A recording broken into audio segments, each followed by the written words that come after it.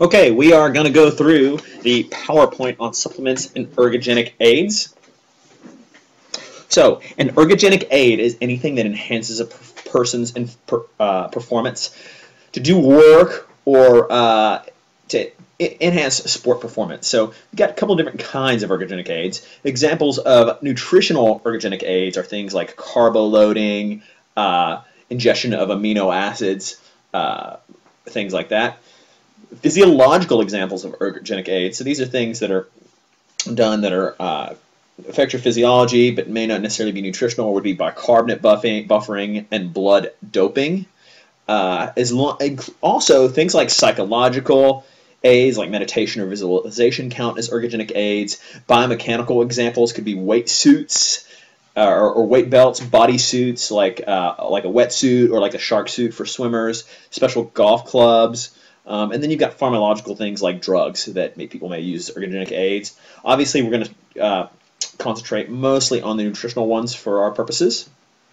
Okay, so as I go through these, what you really want to know mostly is who, if anyone, should use these things, and when, and why, and what the side effects are, and basically, is it safe? That's the takeaway message that we're trying to get from covering these different supplements. And I tried to pick supplements that are fairly common that people might be interested in.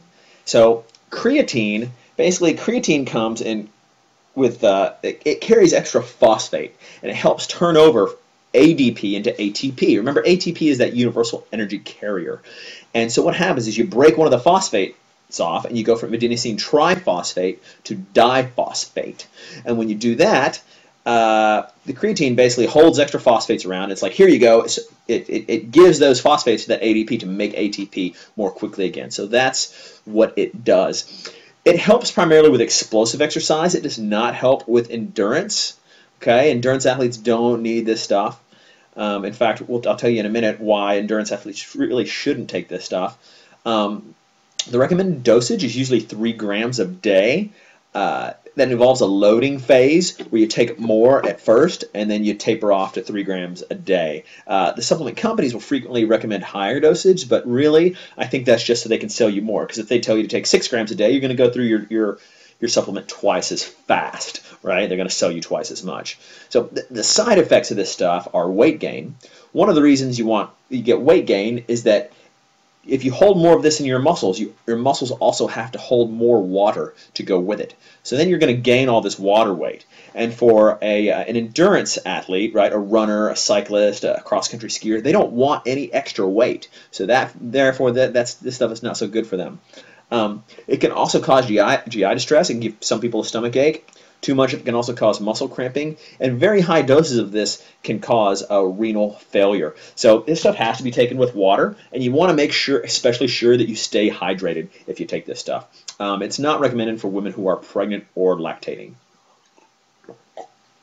Okay, antioxidants. We talked about antioxidants. We talked about vitamins. There are things like vitamins as well as coenzyme Q10 and some other things, right? So they've been examined for their use to enhance exercise performance, prevent exercise-induced muscle tissue damage. So vitamin C supplementation has been shown to improve physical performance and exercise in people that are deficient. But if they're not deficient, extra vitamin C doesn't do anything. Okay? The other important thing about vitamin C is that vitamin C does not cure colds. Under no circumstances does vitamin C cure colds. We talked about this when we talked about vitamin C before. So another example of an antioxidant is coenzyme Q. So basically, studies have shown that when you use coenzyme Q10 with people that have cardiovascular disease, it may help them out. It may help them have better blood lipid levels. Okay. However, this basically doesn't help young and healthy people. It's one of those examples where supplement companies find that something helps somebody when they're in a disease state, but that does not mean that it helps them in a healthy state. In fact, one study showed that the supplementation actually impaired cycling performance. Right, so not only did it not help them, it hindered these athletes. Okay, vitamin E is another antioxidant.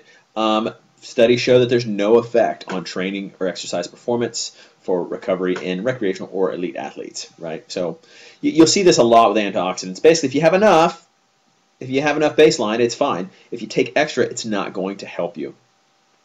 Okay, so when it comes to antioxidants and muscle damage, and basically repairing that muscle damage, this shows that this does not appear to enhance muscle tissue damage recovery, right? It does not help with muscle soreness or muscle recovery. Okay, so protein as a supplement.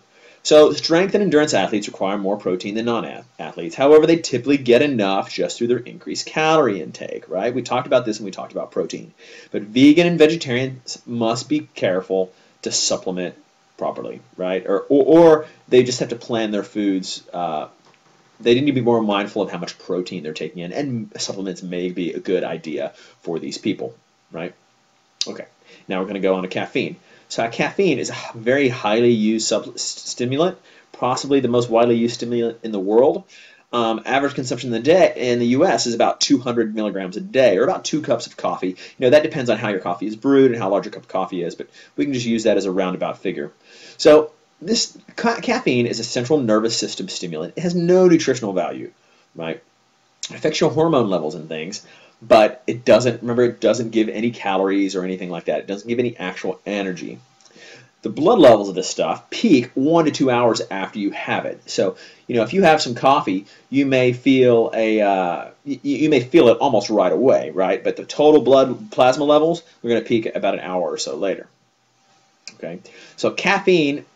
One of the ways that caffeine actually enhances exercise performance is that it increases your adrenaline, and it increases your release of free fatty acids. So basically, it makes those fatty acids available for you to use as fuel, because to some extent, your body uses what is readily available, right?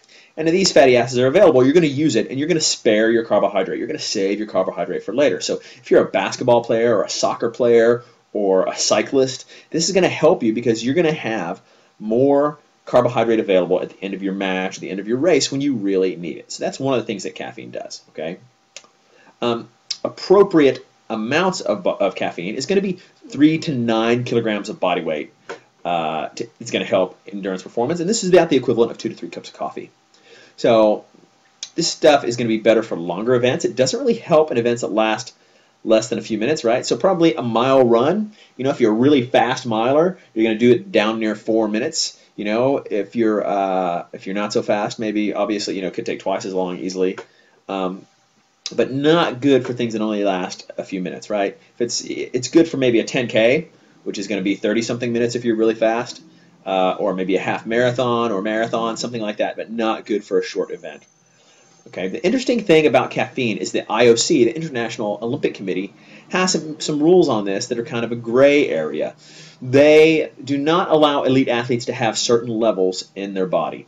Basically, the International Olympic Committee recognizes that people all over the world use caffeine as something they take daily, but you cannot theoretically take it specifically to enhance your performance. So they allow you to have the equivalent of about 2 to 3 cups of coffee, but not more than that.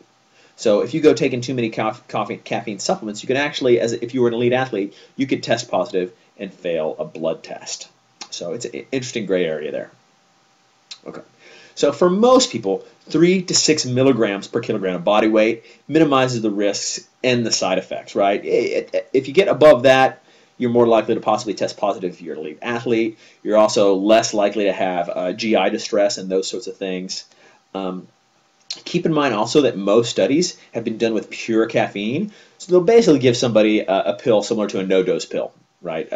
Something that's a pill that's designed to keep you awake, rather than with coffee or Monster energy drink or something like that. So the practical considerations for this is that this may cause GI distress, right? The other question is it ethical to actually use the caffeine to increase performance? Because theoretically, it's against the rules to use it for performance. But if you just use it every day, it's okay to use caffeine. So that's kind of a strange issue. The other question could potentially be increases in body heat, right? So you can have that extra rush of adrenaline. If it's really hot outside, it can potentially lead to overheating. What it does not do is it does not necessarily lead to dehydration. If you took, say, a shot of caffeine or a pill of caffeine, it could, because it is a diuretic and will basically make you pee.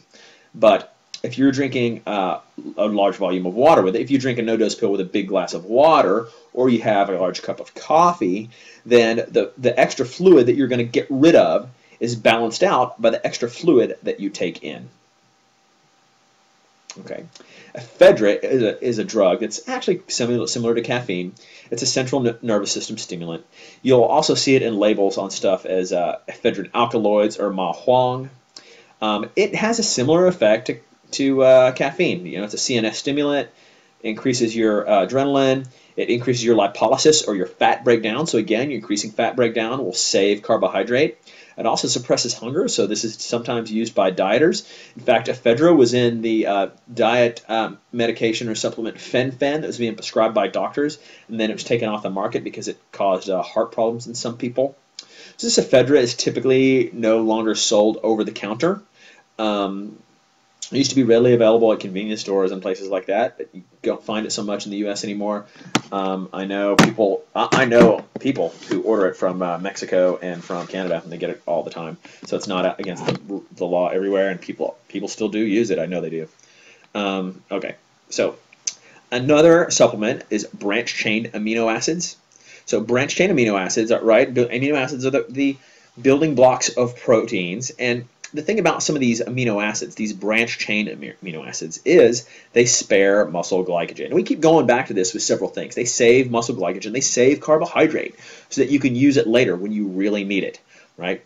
So the thing is, these are essentially digested and metabolized similar to a carbohydrate. That's the short and simple explanation for it, so that they save the carbohydrate for later. These appear safe. You'll find branched-chain amino acids in lots of food products, and taking a little extra is not going to hurt you.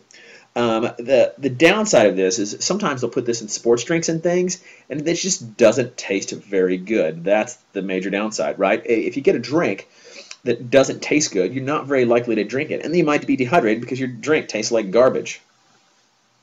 Okay, yet another supplement is alpha-ketoglutarate. Right, it's made out of 2 amino acids. It's conditionally essential amino acids, but if you have enough of other amino acids, you're going to make it. So if you have plenty of protein in your diet, you probably get plenty of this. The deal with this stuff is it may help preserve and build muscle tissue in patients with severe trauma, but no evidence shows that it has an effect on healthy individuals. Right. I'm going to go ahead and stop here. I've only got a few slides left, but I'm at 13 minutes.